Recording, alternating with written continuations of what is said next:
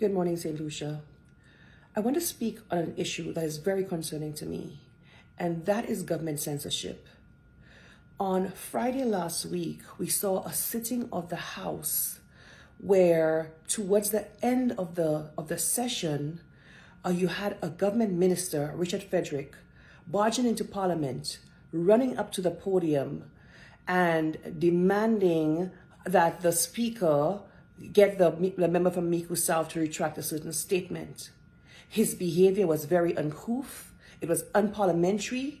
The behavior, the tone, the argumentative, aggressive manner in which he not only spoke at a lectern, but also the camera caught him behaving really unparliamentary behavior after the session of Parliament was finished. Shortly thereafter, that video was removed from, the live video was removed from Facebook and removed from the government's YouTube pages. So it was removed from the government's Facebook page and the government's YouTube channel. I have never, ever, ever seen this before in the history of St. Lucia, where the live proceedings of Parliament are removed shortly thereafter from the government of St. Lucia's page. The next morning, the video had been edited to remove the part from the time it was edited to remove the last bits of the sitting of Parliament where Richard Frederick walked into Parliament. It was cut right there. So the last few minutes of Parliament, maybe the last 10 minutes of Parliament, were removed from that video and uploaded to YouTube.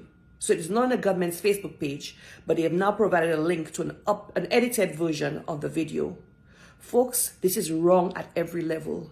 This is wrong at every level. You cannot have a government that is censoring what has happened in the House of Parliament.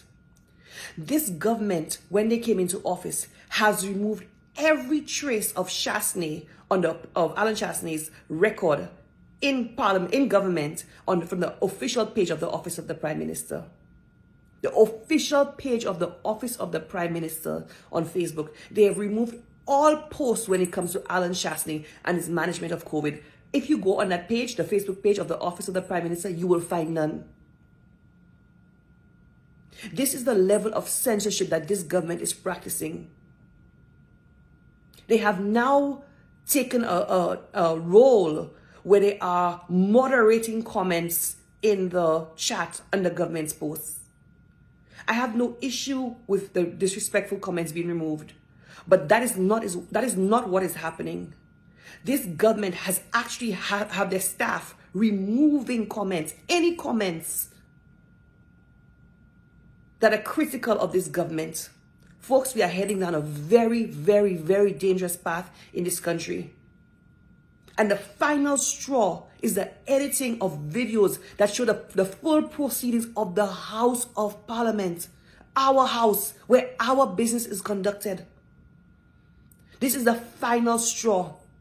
And I am asking the Speaker of the House to conduct an investigation as to what happened, why the live videos on both the Facebook pages and the YouTube channel were deleted. I am asking the Speaker, Claudius Francis, to investigate this matter and to come back and tell us what happened, who ordered the videos to be removed, edited, and re-uploaded, and why were those final minutes of Parliament removed. I would also like to know if Hansard is going to be edited as well.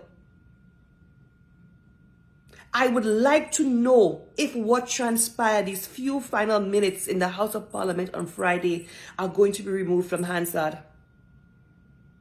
Folks, we are heading down a very dangerous and slippery slope when the government has now resorted to censoring public records, to censoring and editing what has happened in our House of Assembly. This is a very dangerous road we are heading down. In Canada,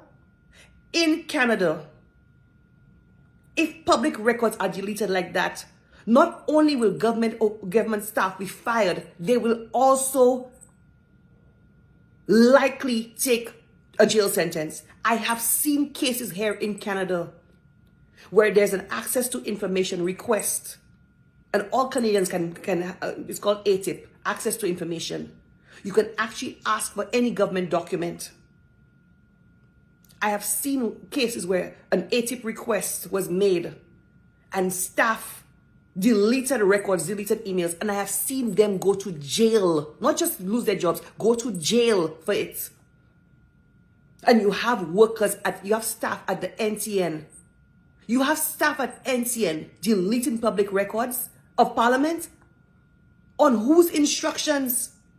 On whose instructions? Bernard St. Fontana is responsible for NTN. And she needs to be removed. There needs to be a full investigation launched into what happened, why the sitting of Parliament was edited, why the video of the sitting of Parliament was edited, who instructed that, and people need to be sent home. This is unacceptable.